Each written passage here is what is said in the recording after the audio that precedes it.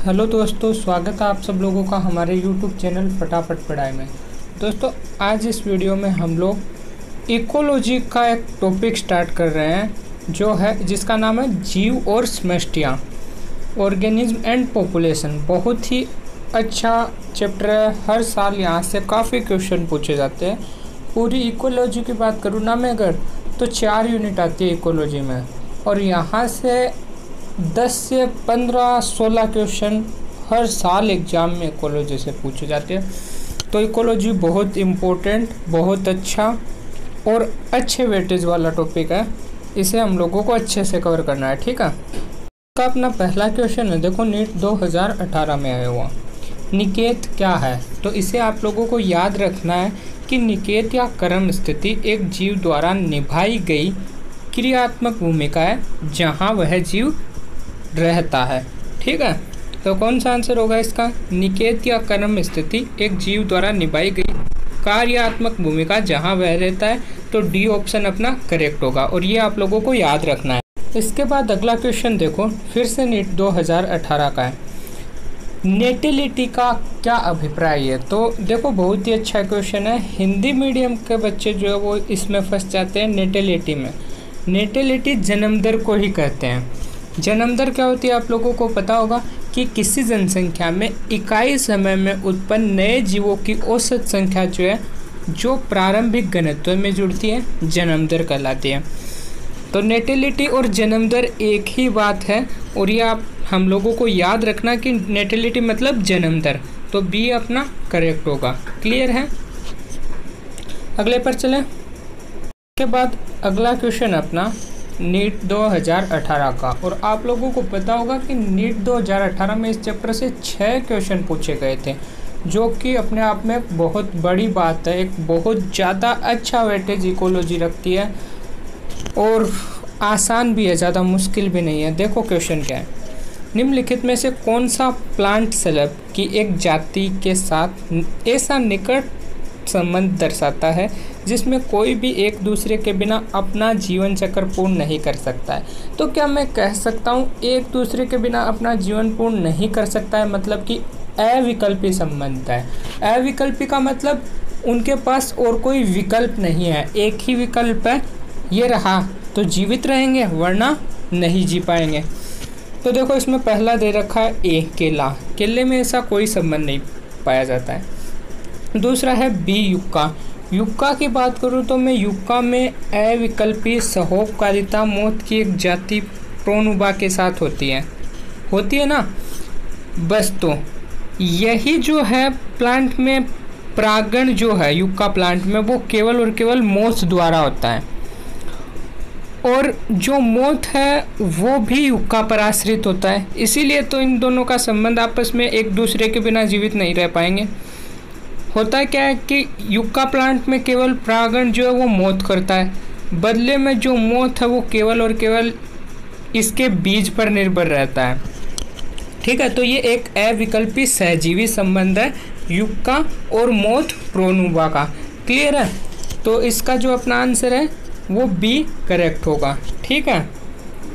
और हम लोगों को याद रखना है कि युक्का प्लांट और प्रोनुबा मोथ के बीच जो है अविकल्पी सहजीवी संबंध पाया जाता है, बहुत इम्पोर्टेंट है। तो इसका अपना बी आंसर करेक्ट होगा। क्लियर है? इसके बाद नेक्स्ट क्वेश्चन देखो, फिर से नीट 2018 का है। श्वसन मूल किस में होती है? तो देखो श्वसन मूल को हम लोग न्यूमेटोफोर भी कहते हैं, ठीक है। और ये न्यूमेटोफोर श्वसन मूल जो है वो आप लोगों को पता होगा मैंग्रोव या दलदली भूमि या लवण दलदली भूमि में पाई जाती है। इसीलिए इन प्लांट को हम लोग लवणोद्भिद हेलोफाइट भी कहते हैं, ठीक है। तो क्वेश्चन क्या था? श्वसन मूल किस में होती है? पहला है मांसाहारी पादप में, नहीं। दूसरा है स्वतंत्र उत्प्लावक जलोद्भिद में, नहीं। तीसरा है लवणोद्भिद में। तो मैं कह सकता हूँ इसका आंसर अपना सी लवणोद्भिद होगा। क्लियर है? अगले क्वेश्चन पर चले। चलो देखो इसके बाद अगला क्वेश्चन अपना देखो, एक देश में बढ़ती हुई जनसंख्या में। तो देखो ये क्वेश्चन करने से पहले मैं आप लोगों से 3 पिरामिड डिस्कस कर लेता हूँ, जो कि बहुत इंपॉर्टेंट है। आप लोगों ने देखा होगा कि 3 तरह के ग्राफ बनते हैं जनसंख्या के। एक पिरामिडीय वक्र बनता है, एक घंटाकार बनता है और एक कलसाकार बनता है। अगर आप लोगों ने पढ़ा होगा तो इनमें जो आधार पर है, सबसे आधार पर वो पाया जाता है जनिक पूर्व, उसके ऊपर जनिक और सबसे ऊपर जनिक पश्चात की जनसंख्या पाई जाती है। ठीक है, जो पिरामिडल ग्राफ है उसमें आप लोगों ने देखा होगा कि जो जनिक पूर्व है वो जनिक से अधिक होते हैं। और ऐसे ग्राफ आने का मतलब है कि भविष्य में जनसंख्या बढ़ेगी। जो घंटाकार पिरामिड आते हैं उनमें जो आप लोगों को पता होगा कि जनिक पूर्व और जनिक जो है वो बराबर होते हैं। और ये पिरामिड आने का मतलब है कि भविष्य में जनसंख्या स्थिर रहेगी। और जो कलसाकार पिरामिड है उनमें जनिक पूर्व जनिक से कम होते हैं। इसका मतलब है भविष्य में जनसंख्या घटेगी।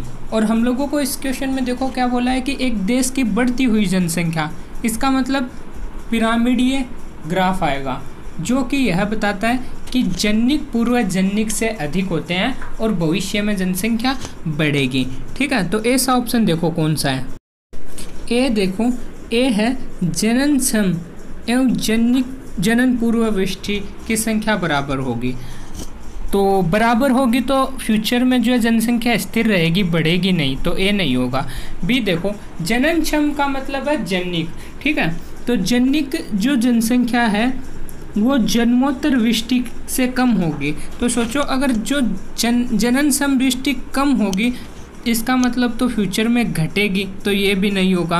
इसके बाद में सी देखो क्या है, जनिक पूर्व वृष्टि जनन समवृष्टियों से अधिक होती है। बिल्कुल पिरामिडल ग्राफ आता है और भविष्य में जनसंख्या बढ़ेगी, यही हम लोगों से पूछा है, बढ़ती हुई जनसंख्या, तो सी अपना करेक्ट होगा। क्लियर है। और अगर आप लोगों को ग्राफ क्लियर नहीं है तो कर लेना क्योंकि इम्पोर्टेंट है। नेक्स्ट क्वेश्चन है, लॉजिस्टिक वर्दी में अंतःस्पर्शी कब प्राप्त होते हैं? जब।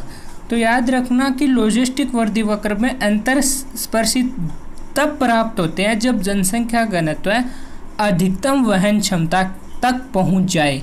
यानी कि जो जनसंख्या घनत्व है जिसे हम लोग n से डिनोट करते हैं वो वहन क्षमता k के बराबर हो जाए तब। तो ऐसा ऑप्शन कौन सा है? k बराबर n। बी, तो बी अपना करेक्ट होगा। ठीक है, इसके बाद अगला क्वेश्चन देखो, क्वेश्चन नंबर 8 नीट 2017 का क्वेश्चन है। विशिष्ट श्वसन मूल न्यूमेटोफोर को उत्पन्न करने वाले तथा सजीव प्रजकता दर्शाने वाले प्लांट निम्नलिखित में से किससे संबंधित है? तो देखो, श्वसन मूल न्यूमेटोफोर फिर से रिपीट हुआ है क्वेश्चन, वही लवणोद्भिद मृदा। ठीक है, तो लवणोद्भिद कौन सा है? बी, तो बी अपना करेक्ट होगा, पीछे ही हम लोगों ने किया है। ठीक है, नेक्स्ट क्वेश्चन देखो, क्वेश्चन नंबर 9 सुस्पष्ट ऊर्ध्वाधर स्तरों में विन्यासित प्लांट की अपनी लंबाई के अनुसार उपस्थित सबसे अच्छी कहाँ देखी जा सकती है?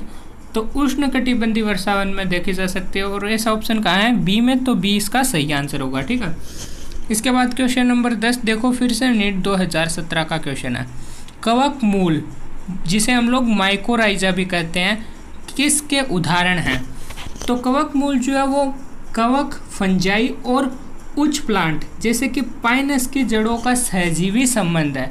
और हम लोगों को पता है कि सहजीवी संबंध जो है इसमें कवक और प्लांट दोनों को लाभ होता है, यानी ए और बी दोनों जातियों को लाभ होता है, जो कि सहजीवी संबंध है और ये सहोपकारिता के अंतर्गत आता है। तो इसका अपना डी आंसर सही होगा। क्यों? क्योंकि सहजीविता जो है वो सहोपकारिता के अंतर्गत ही आता है। ठीक है, अगले क्वेश्चन पर चलें।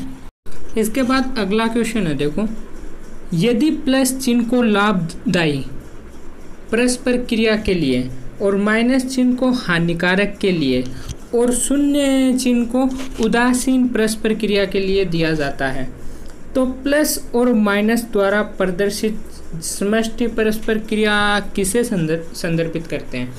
तो देखो, एक जाति है जिसके लिए प्लस ले रहे हैं, मान लिया जाति ए के लिए, तो इसको लाभ हो रहा है, और एक जाति बी है जिसके लिए माइनस यानी उसे हानि हो रही है। तो ये दो चीज़ के हो सकते हैं, एक तो परभक्षिता का एग्जाम्पल हो सकता है या फिर परजीविता का। पर भक्षी कैसे, जैसे शेर हिरण को खाता है तो शेर जो है उसको तो फायदा हो रहा है, जबकि हिरण जिसका भक्षण किया जा रहा है शेर के द्वारा उसको हानि पहुंच रही है। ठीक है, तो एक को लाभ एक को हानि, परभक्षण हो सकता है।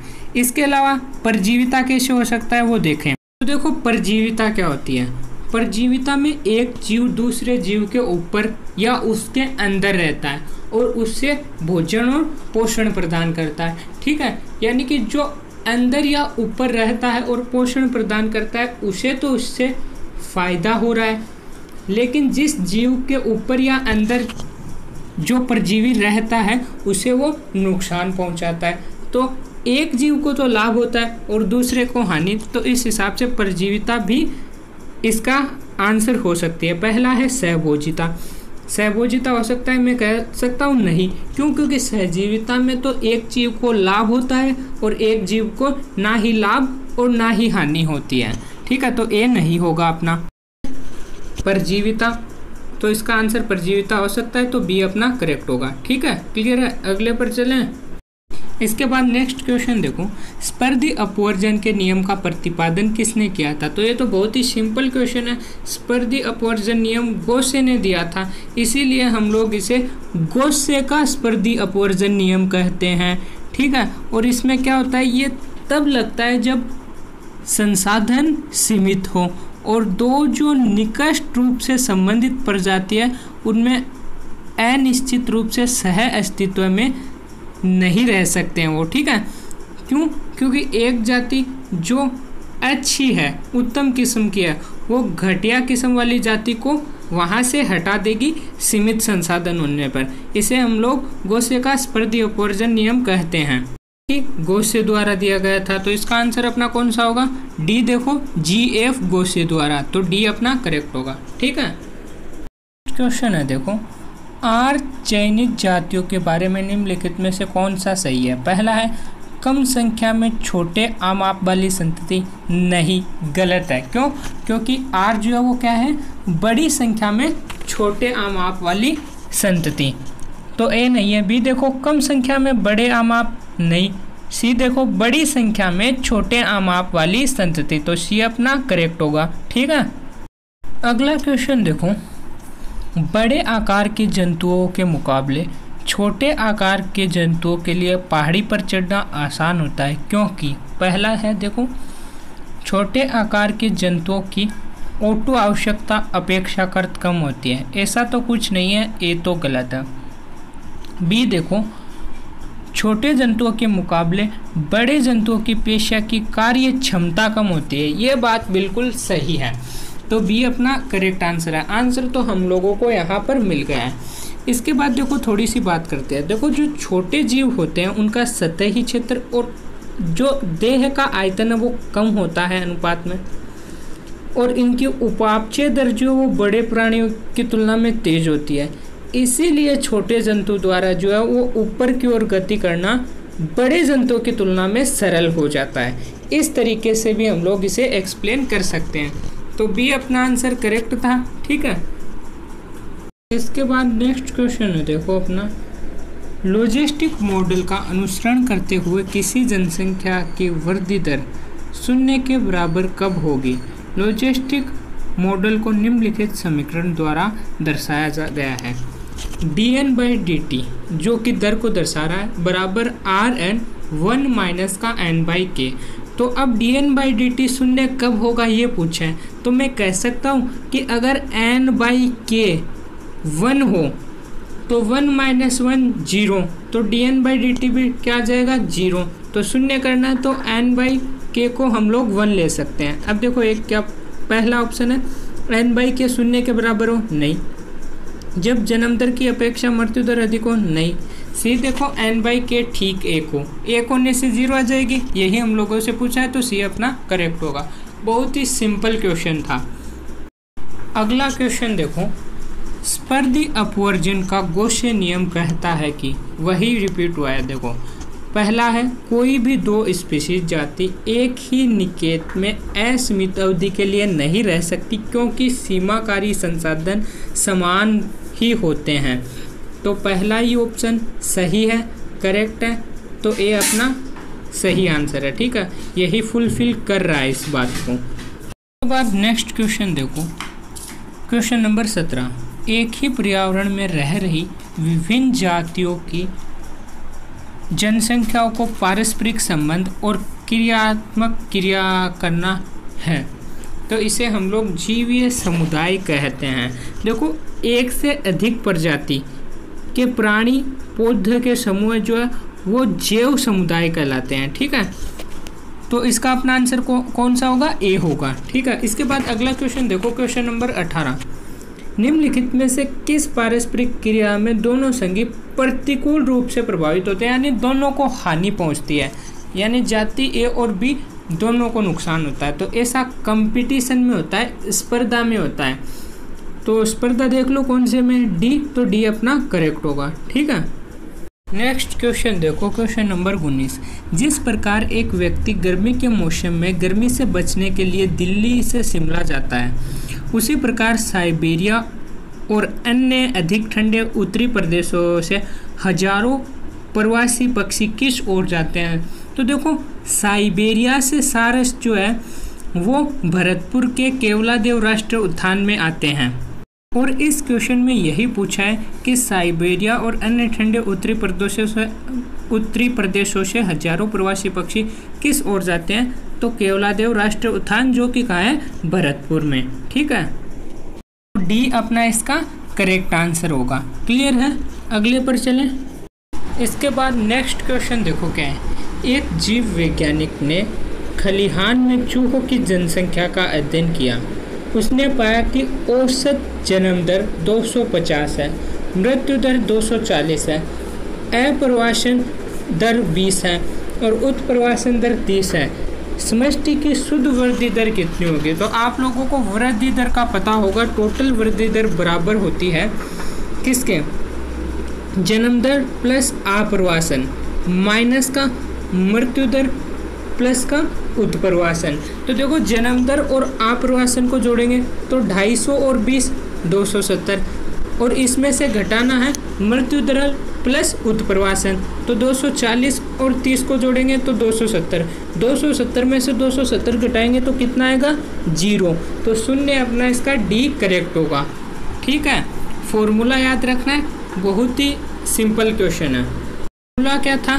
कुल वृद्धि दर बराबर जन्म दर प्लस आप्रवासन माइनस का मृत्यु दर प्लस उत्प्रवासन। ठीक है, इस तरह के क्वेश्चन इस फॉर्मूले से बड़ी आसानी से हो जाएंगे। इसके बाद नेक्स्ट क्वेश्चन देखो, क्वेश्चन नंबर 21। नीट 2013 का क्वेश्चन है भैया।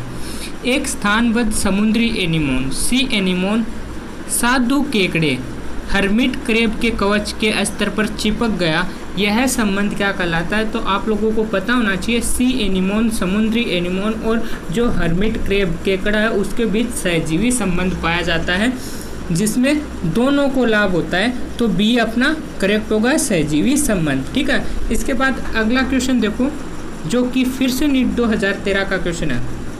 नील हरित शैवाल, ब्लू ग्रीन एल्गी, या इन्हें हम लोग साइनोबैक्टीरिया भी कहते हैं, धान के खेतों के अलावा किसके कायिक भाग के अंदर पाए जाते हैं? तो देखो, धान के खेतों में तो सहजीवी संबंध के रूप में पाए जाते हैं। इसके अलावा जो साइकस है उसमें परवाल जड़ें पाई जाती हैं और इन परवाल जड़ों के अंतर्गत ब्लू ग्रीन एल्गी, नील हरित शैवाल, नोस्टॉक और एनाबिना सहजीवी रूप से पाए जाते हैं। तो इसका अपना आंसर क्या होगा? बी साइकस। क्लियर है। नेक्स्ट क्वेश्चन देखो, नीट 2021 में आया हुआ क्वेश्चन है। चरघातांकी वृद्धि समीकरण एन टी बराबर एन नोट ए की पावर आर टी में ई किसे निरूपित करता है? तो सिंपल सा क्वेश्चन है। ई जो है वो प्राकृतिक लघु गुणक के आधार को प्रदर्शित करता है। तो कौन सा ऑप्शन होगा अपना? प्राकृतिक लघु गुणक का आधार डी, तो डी अपना करेक्ट होगा।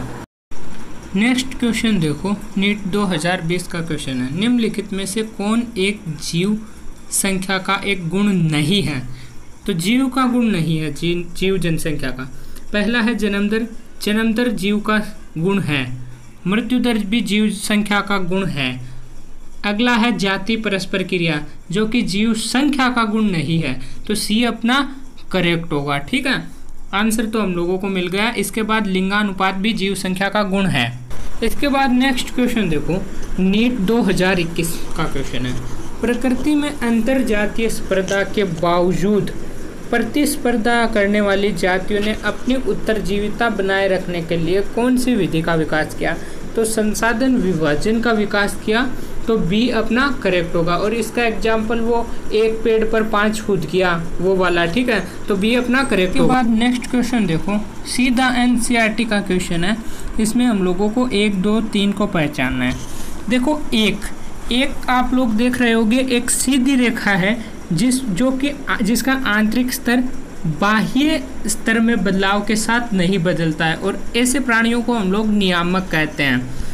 ठीक है, तो इसमें होगा नियामक, और फर्स्ट में नियामक ए में है और सी में है, तो बी और डी अपना आंसर नहीं होगा। उसके बाद सेकंड देखो, सेकंड है एक टेढ़ी रेखा, जिसमें आप लोग देख रहे होंगे कि बाह्य वातावरण में परिवर्तन के साथ जो आंतरिक वातावरण है शरीर का उसमें बदलाव होता है। तो ऐसा किस में होता है? संरूपी में होता है, तो बी में संरूपक होगा। तो ए में आंशिक नियामक दिया है तो गलत है, और सी में है संरूपक, तो सी अपना करेक्ट होगा। और तीसरी रेखा जो है वो आंशिक नियामक हो, और ये एनसीईआरटी का डायरेक्ट डायग्राम आया हुआ है। नेक्स्ट क्वेश्चन देखो, निम्नलिखित में वह कौन सी बात है जो जैविक समुदाय की विशिष्टताओं में से ही है? पहला जन्म दर, दूसरा मृत्यु दर, तीसरा लिंगानुपात, चौथा है स्तरण। तो इनमें से कौन सा है जैविक समुदाय की विशेषताओं में से? मैं कह सकता हूँ स्तरण है, तो डी अपना करेक्ट होगा, और याद रखना है ये।